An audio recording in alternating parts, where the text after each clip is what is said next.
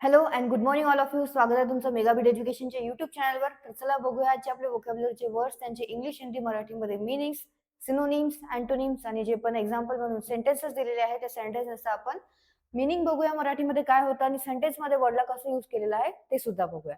So start करूया आपण आजच्या सेशनला. फर्स्ट वर्ड आपला आजचा आहे COGNOSCENTE. म्हणजेच काय होतं, त्याचं प्रोनाउन्सिएशन काय आहे? कॉग्नोशंट. ओके, कॉग्नोशंटे काय आहे? COGNOSCENTE म्हणजे काय होतं? कॉग्नोशंटे.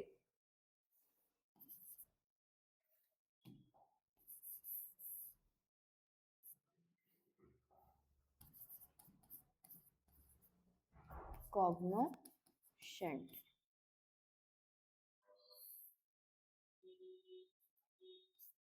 सो COGNOSCENTE ला प्रोनाउन्स करायचं आहे कॉग्नोशंट. सो याचं मीनिंग काय आहे?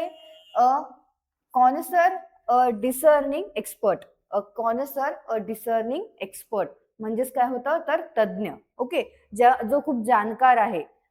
जसं इथे हिंदीमध्ये दिलेलं आहे विशेषज्ञ, मराठीमध्ये काय म्हणू आपण की तो जाणकार आहे, कोणत्या एका विशिष्ट गोष्टीचा त्याला खूप चांगलं माहिती आहे, जाणकार आहे, तज्ञ आहे, त्याला आपण काय म्हणू शकतो? इंग्लिशमध्ये काय वर्ड यूज करण्यात येतं तर कॉग्नोशंटे. इंग्लिशमध्ये मीनिंग होतं कॉग्नोशंटेचं अ कॉन्सर, अ डिसर्निंग एक्सपर्ट. हिंदीमध्ये मीनिंग होतं विशेषज्ञ, मराठीमध्ये काय होतं? तज्ञ, जाणकार आणि पारखी. ज्याला पारख आहे, एखाद्या गोष्टीची पारख आहे, एखाद्या विशिष्ट सब्जेक्ट मध्ये तो जाणकार आहे, त्याला आपण म्हणू शकतो. इंग्लिशमध्ये काय वर्ड यूज करण्यात येतं तर कॉग्नोशंट. सिनोनिम्स आहेत स्कॉलर, कॉनिशर आणि मेस्ट्रो. सिनोनिम्स आहेत कॉग्नोशंटेचे स्कॉलर, कॉनिशर आणि मेस्ट्रो. आणि अँटोनिम्स काय आहेत? नोविस, अमॅच्युअर आणि निओफाइट. अँटोनिम्स आहेत नोविस, अमॅच्युअर आणि निओफाइट. तर सेंटेन्स मध्ये कसं यूज केलेलं आहे बघूया. He is a cognoscente of medieval painting. He is a cognoscente of medieval painting. So या सेंटेन्सचा मराठीमध्ये काय अर्थ होतं? ते मध्ययुगीन चित्रकलेचे जाणकार आहेत. सो इथे जे सेंटेन्स मध्ये काय दिलेलं आहे, कॉग्नोशंटेला मराठीमध्ये सेंटेन्स मध्ये अर्थ घेण्यात आलेला आहे कॉग्नोशंटेचा जाणकार म्हणून. आणि कशाचे जाणकार आहे तर मध्ययुगीन चित्रकला. मध्ययुगीन चित्रकला म्हणजे मिडिवल पेंटिंग्स. ओके, सो हे आहे कॉग्नोशंटेचं मीनिंग. नेक्स्ट वर्ड आहे इनडॉमिटेबल. INDOMITABLE, इनडॉमिटेबल. इनडॉमिटेबलचं इंग्लिशमध्ये काय मीनिंग होतं तर impossible to subdue or defeat. Impossible to subdue or defeat म्हणजेच काय होतं इंग्लिशमध्ये या मीनिंगचं वन वर्ड काय आपण यूज करू तर इनडॉमिटेबल. हिंदीमध्ये मीनिंग होतं इनडॉमिटेबलचं अदम्य. मराठीमध्ये सुद्धा इनडॉमिटेबलला अदम्य असंच अर्थ यूज करण्यात येतो. आणखी काय होतं अर्थ मराठीमध्ये इनडॉमिटेबलचा? एकतर आहे अदम्य, आणखी काय आहे अजय, अजिंक्य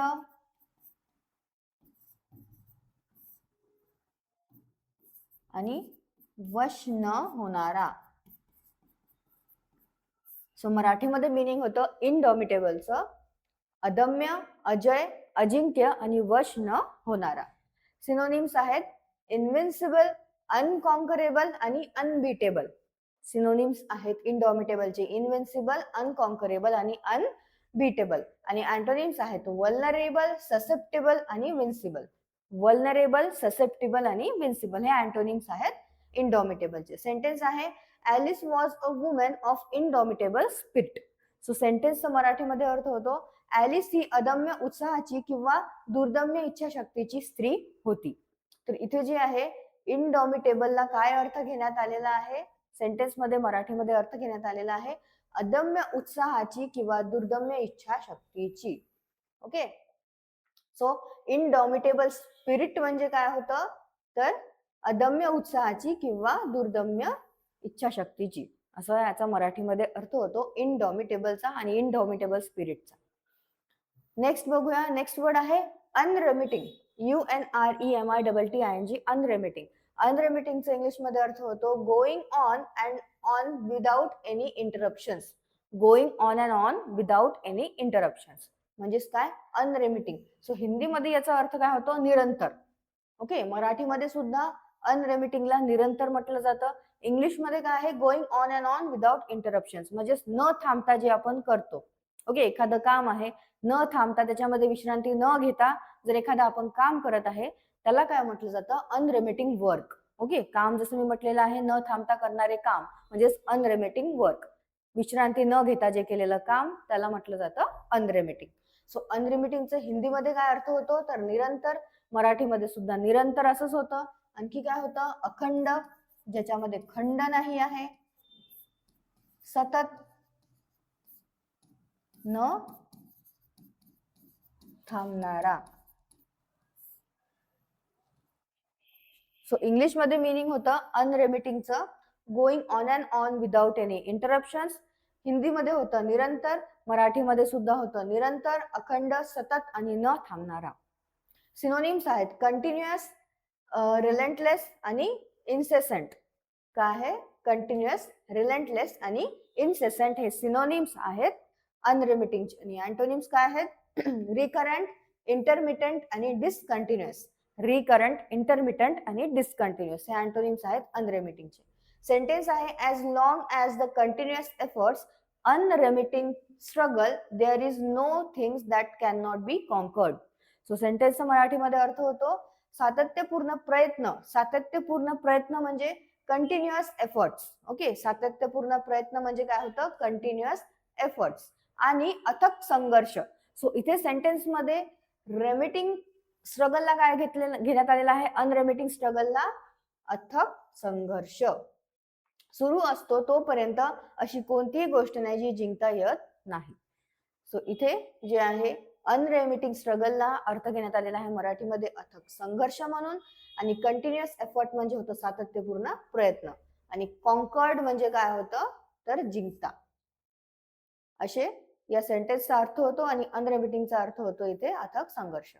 नेक्स्ट बघूया, नेक्स्ट वर्ड आहे ड्रिझल, DRIZZLE, ड्रिझल. सो ड्रिझलचं इंग्लिश मध्ये मिनिंग काय आहे, light rain falling in very fine drops. Light rain falling in very fine drops म्हणजे होतं ड्रिझल. हिंदीमध्ये काय अर्थ होतो याचा तर बूंदा बांदी. मराठीमध्ये आपण काय म्हणतो की हलकीशी सर येत आहे किंवा रिमझिम पाऊस येत आहे, त्याला इंग्लिशमध्ये वर्ड काय यूज करण्यात येतं, ड्रिझल. सो आता जसा हा पावसाचा सीझन आहे, तुम्ही कोणासोबत पण जर बोलत आहे तर असं नाही बोलायचं की हलकीशी सर येत आहे, रिमझिम पाऊस येत आहे, बारीक बारीक थेंब येत आहे. सरळ तिथे यूज काय करायचं, ड्रिझल हा वर्ड यूज करायचा तुमच्या सेंटेन्स मध्ये. म्हणजे तुम्हाला लक्षात राहत जाईल की असे जे रिमझिम पाऊस आहे याच्याकरता आपण ड्रिझल यूज करतो म्हणून. सो ड्रिझलचा अर्थ काय आहे, light rain falling in very fine drops. हिंदीमध्ये मिनिंग होतं बुंदाबांदी, मराठीमध्ये काय होतं, पावसाची बुरबुर, रिमझिम पाऊस आणि हलकी सर येणे. सो मराठीमध्ये ड्रिझलचा अर्थ होतो पावसाची बुरबुर, रिमझिम पाऊस आणि हलकी सर येणे. सिनोनिम्स आणि अँटोनिम्स बघूया काय आहे ड्रिझलचे. ओके, सिनोनिम्स आहेत sprinkle of rain, light shower आणि spray. Sprinkle of rain, light shower आणि स्प्रे. सेंटेन्स आहे Boston will be cloudy with patchy drizzle. सेंटेन्सचा अर्थ होतो बोस्टन मध्ये ढगाळ वातावरण असेल आणि अधूनमधून हलकी रिमझिम होईल. तर इथे जे आहे ड्रिझलचं काय यूज करण्यात आलेलं आहे मराठीमध्ये, हलकी रिमझिम. ओके, हलकी रिमझिम असं सेंटेन्स मध्ये मराठीमध्ये यूज करण्यात आलेला आहे ड्रिझलला. पॅची ड्रिझल म्हणजे काय तर अधूनमधून. ओके, पॅची म्हणजे अधूनमधून. नेक्स्ट वर्ड आहे ने, NAY, ने. नेचं काय होतं इंग्लिश मध्ये मीनिंग तर अ निगेटिव्ह आन्सर ऑर वोट, म्हणजे विरोधी मत. ओके, निगेटिव्ह आन्सर म्हणजे जे नाही असतं, ज्याला आपण नकार देतो, जे आपल्याला अस्वीकार असतं, त्याला काय म्हटलं जातं, ने असं इंग्लिश मध्ये वर्ड यूज करण्यात येतं.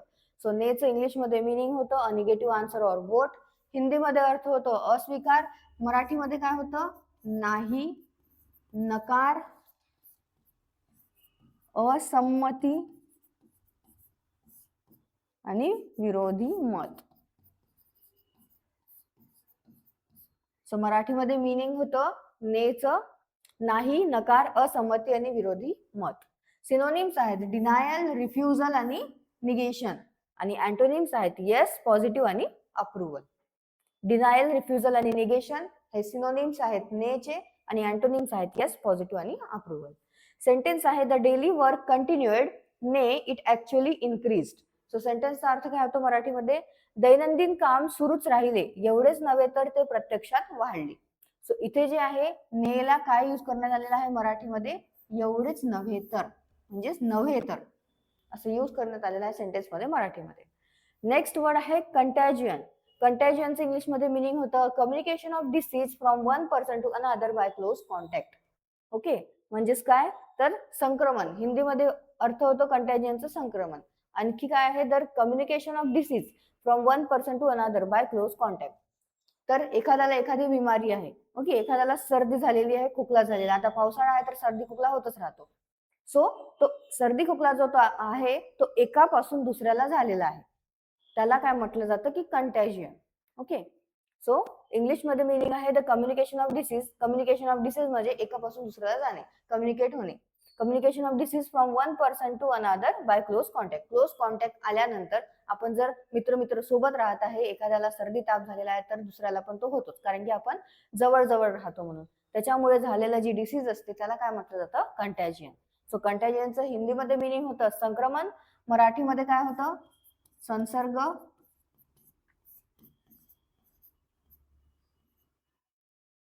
सांसर्गिक, आणखी काय होतं? संसर्गजन्य.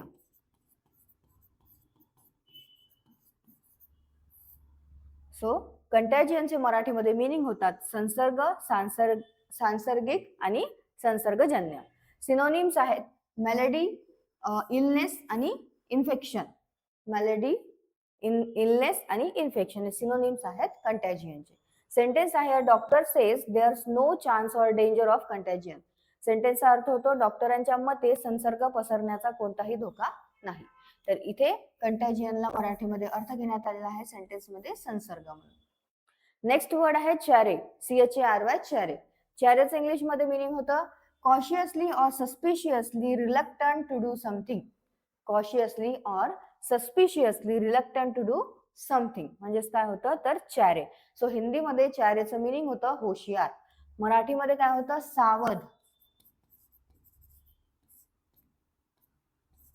सतर्क आणि काळजी घेणारा.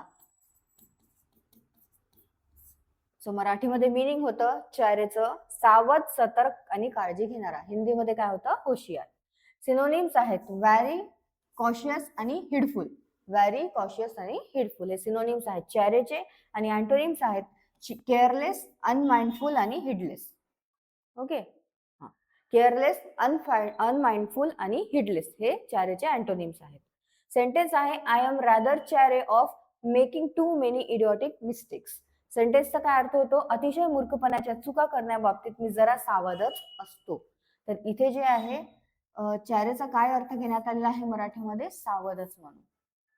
ओके, इडिओटिक मिस्टेक्स म्हणजे काय होतं? इडिओटिक मिस्टेक्स म्हणजे होतं मूर्खपणाच्या चुका. असा सेंटेन्सचा काय अर्थ होतो? तर I am rather chary of making too many idiotic mistakes म्हणजे अतिशय मूर्खपणाच्या चुका करण्याबाबत मी जरा सावधच असतो. नेक्स्ट बघूया. नेक्स्ट वर्ड आहे कॉंग्लोमरेट. कॉंग्लोमरेटचं इंग्लिशमध्ये मिनिंग होतं अ number of different things or parts that are put on group together to form a whole but remain distinct entities. So ह्याचा अर्थ काय आहे कॉंग्लोमरेटचा? So number of different things म्हणजे बरेचसे वेगळ्या वेगळ्या थिंग्स जे आहे ते एका ठिकाणी ठेवलेले आहे, पण एका ठिकाणी त्या जमा केलेल्या आहे, त्याचा समूह बनवला आहे, पण तरी त्या वेगळ्या वेगळ्या एंटिटीज आहेत, वेगळ्या वेगळ्या आहेत त्याला काय म्हटलं जातं? कॉंग्लोमरेट. सो बऱ्याचशा अशा वस्तू ज्याला एका ठिकाणी समूह केलेला आहे ज्याचा, त्याला इंग्लिशमध्ये वर्ड यूज करण्यात येतं कॉंग्लोमरेट. सो हिंदीमध्ये याचा अर्थ होतो संघटित, संघटिका. ओके, हिंदीमध्ये काय होतं कॉंग्लोमरेटचा अर्थ? संघटिका. मराठीमध्ये काय होतं? समूह आणि संघ. संघटित सुद्धा आपण म्हणू शकतो, संघटना सुद्धा म्हणू शकतो. सो कॉंग्लोमरेटचा अर्थ काय इंग्लिशमध्ये? A number of different things, वेगळ्या वेगळ्या थिंग्स ऑर पार्ट्स किंवा parts that are put on group together. एक ग्रुप बनवून ठेवलेला आहे to form a whole, whole करण्यासाठी म्हणजे पूर्ण असं बनवण्यासाठी. वेगळ्या वेगळ्या थिंग्स एका ठिकाणी ग्रुप करून ठेवलेल्या आहे, पण तरी त्या डिस्टिंक्ट एंटिटीज आहे, पण तरी त्या काय आहे, वेगळ्या वेगळ्या एंटिटीज आहे, पण फक्त त्यांचा ग्रुप बनवलेला आहे. त्याला काय म्हटलं जातं, कॉंग्लोमरेट. सिनोनिम्स आहेत मिक्सचर, कॉम्बिनेशन आणि अमॅल्गमेशन. सिनोनिम्स आहेत कॉंग्लोमरेटचे मिक्सचर, कॉम्बिनेशन आणि अमॅल्गमेशन. अँटोनिम्स आहेत डिसबँड, डिस्पर्स आणि ब्रेकअप. डिसबँड, डिस्पर्स आणि ब्रेकअप हे अँटोनिम आहे.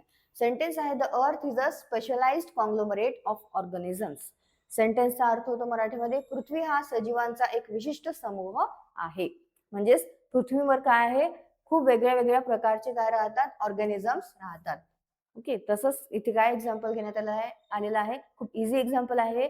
जसे अर्थ वरती प्राणी पण राहतात, माणसं पण राहतात. सो हे वेगळे वेगळे आहे, पण ते कधी ग्रुप करून राहतात. ओके, तो त्याला काय म्हटलं जातं, the earth is specialized conglomerate of organisms. Earth जी आहे, पूर्ण जो ग्लोब आहे अर्थ, त्याच्यामध्ये वेगळे वेगळे विशिष्ट प्रकारचे स्पीसीज राहतात, ऑर्गॅनिझम्स राहतात, पण ते एकाच ठिकाणी त्या अर्थ मध्येच राहतात. सो ते कॉंग्लोमरेट आहे कशाचा, वेगळ्या वेगळ्या ऑर्गॅनिझमचा. पृथ्वी हा सजीवांचा एक विशिष्ट समूह आहे.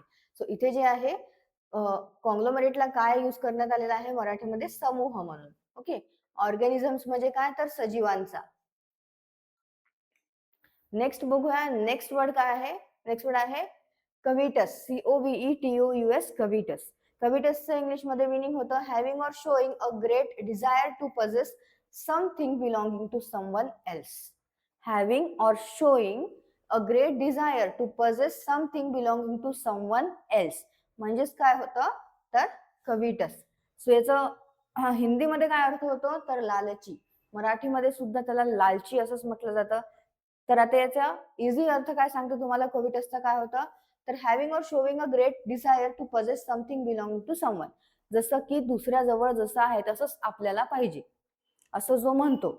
असं लहान लहान मुलं असतात किंवा मोठे पण असतात, ज्यांना काय असतं की त्याच्याजवळ जशी गाडी आहे तशी माझ्याकडे पाहिजे आहे, मी तशी घेणारच, असा ज्याच्याकडे लालच असतो, डिझायर असते. ओके, जे दुसऱ्याचं आहे बिलॉंगिंग टू समवन एल्स, पण काय वाटतं की त्याला तो शो करतो की मला पण तसंच पाहिजे, माझ्याकडे पण ते हवं. सो त्याला काय म्हटलं जातं, इंग्लिशमध्ये त्याला वर्ड यूज करण्यात येतं कविटस. त्यालाच काय म्हटलं जातं, लालचीपणा. ओके, लालची. हे मराठीमध्ये सुद्धा कविटसला लालची असंच म्हटलं जातं. आणखी काय होतं, लोभी आणि हावरट. सो मराठीमध्ये कविटसचं मिनिंग होतं लालची, लोभी आणि हावरट. सिनोनिम्स आहेत ग्रॅस्पिंग, ग्रीडी आणि रपॅशियस. ग्रॅस्पिंग, ग्रीडी आणि रपॅशियस. आणि अँटोनिम्स आहेत जेनरस, हँडसम आणि मॅग्नेनिमस. काय आहेत, जनरस, हँडसम आणि मॅग्नेनिमस. सेंटेन्स आहे a covetous man is good to none but worse to himself. So काय आहे सेंटेन्सचा अर्थ बघूया. लोभी माणूस कोणाच्याच कामाचा नसतो, पण स्वतःचे तर तो अधिकच नुकसान करून घेतो. काय आहे, a covetous man is good to none. Okay, is good to none म्हणजे कोणाच्या कामाचा नसतो, बट वर्स टू हिमसेल्फ, पण स्वतःचे तर तो अधिकच नुकसान करून घेतो, असा या सेंटेन्सचा अर्थ होतो. आणि कोण आहे असा मनुष्य, कोण असतो, तर कविटस मॅन. सो याचा अर्थ काय होतो कविटस मॅनचा, लोभी माणूस. ओके, सो कविटसला इथे लोभी म्हणून घेण्यात आलेला आहे. सेंटेन्स लास्ट वर्ड आहे आपल्या सेशनचा, तो काय आहे, करोबोरेट. CORROBORATE, करोबोरेट.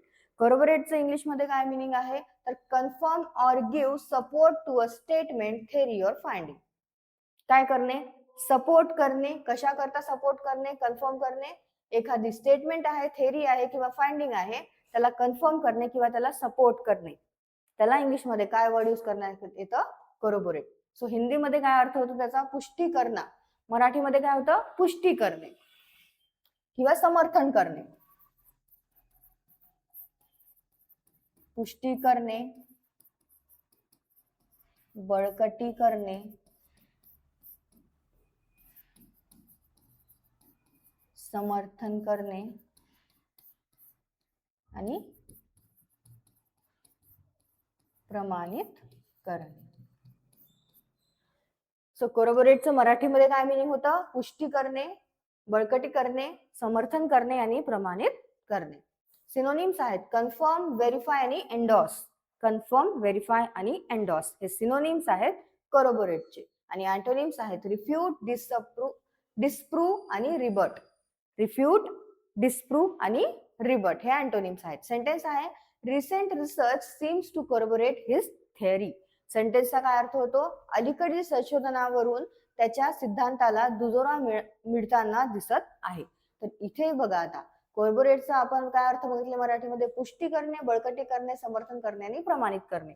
आणखी एक काय होतं मराठीमध्ये अर्थ कॉर्बोरेटचा? दुजोरा मिळता. ओके, दुजोरा मिळणे. सो काय इथे यूज करण्यात आलेला आहे? कॉर्बोरेटचा अर्थ दुजोरा मिळताना. सो हे आहे आजचे वर्ड्स, त्यांचे सिनोनिम्स, अँटोनिम्स एकदा परत तुम्ही रिवाइज करून घ्या.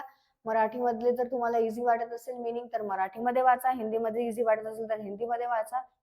आणि जे पण सेंटेन्सेस दिले आहेत ते सेंटेन्सेस परत एकदा वाचून घ्या आणि सेंटेन्स मध्ये आपण वर्डला कसं यूज केलेलं आहे ते सुद्धा तुम्ही एकदा बघून घ्या आणि स्वतःच्या मनाने काही इझी इझी सेंटेन्सेस तयार करत चला. त्यामुळे तुम्हाला कळेल की सेंटेन्स मध्ये आपण वर्डला कसं यूज करू शकतो. जे पण सिनोनिम्स दिलेले आहेत ते सिनोनिम्स घेऊन सुद्धा तुम्ही सेंटेन्सेस तयार करू शकता. आणि असं नाही की आता हे जेवढे इथे सिनोनिम्स आणि अँटोनिम्स दिलेले आहे तेवढेच त्याचे सिनोनिम्स आणि अँटोनिम्स आहेत. आणखी भरपूर सारे सिनोनिम्स अँटोनिम्स असतात, पण आपण ते एका सेशन मध्ये नाही घेऊ शकत खूप सारे सिनोनिम्स अँटोनिम्स. पण काही जे युजफुल आहे, जे एक्झाम मध्ये येऊ शकतात असे आपण काही सिनोनिम्स अँटोनिम्स घेत असतो. जर तुम्हाला आणखी वाचायचे असेल तर हा वर्ड घ्यायचा, एखाद्या डिक्शनरी मध्ये बघायचं किंवा गुगलला टाकायचा हा वर्ड आणि तिथे तुम्हाला सिनोनिम्स अँटोनिम्स मिळून जाणार. तर जेवढे पण सिनोनिम्स अँटोनिम्स किंवा तुमच्याकडे एखादी बुक असेल इंग्लिशची तर त्यामध्ये सुद्धा हे बरेचसे सिनोनिम्स अँटोनिम्स दिलेले असतात. सो वर्ड घ्यायचा, त्याला शोधायचं आणि त्याचे सिनोनिम अँटोनिम्स सगळे बघून घ्यायचे. आणि पहिले तर मिनिंग बघायचं, मिनिंग काय होतं त्यावरून तुम्हाला त्याचे सिनोनिम्स अँटोनिम्स कळेल काय होतं म्हणून. आणि याची पीडीएफ तुम्हाला व्हिडिओच्या खाली डिस्क्रिप्शन मध्ये लिंक आहे, तिथे मिळून जाणार, तिथून तुम्ही जाऊन डाउनलोड करू शकता. तुम्हाला सेशन आवडलं असेल सेशनला लाईक करा, चॅनलला सबस्क्राईब करा, तुमच्या फ्रेंड्सला शेअर करा. All the best all friend, thank you.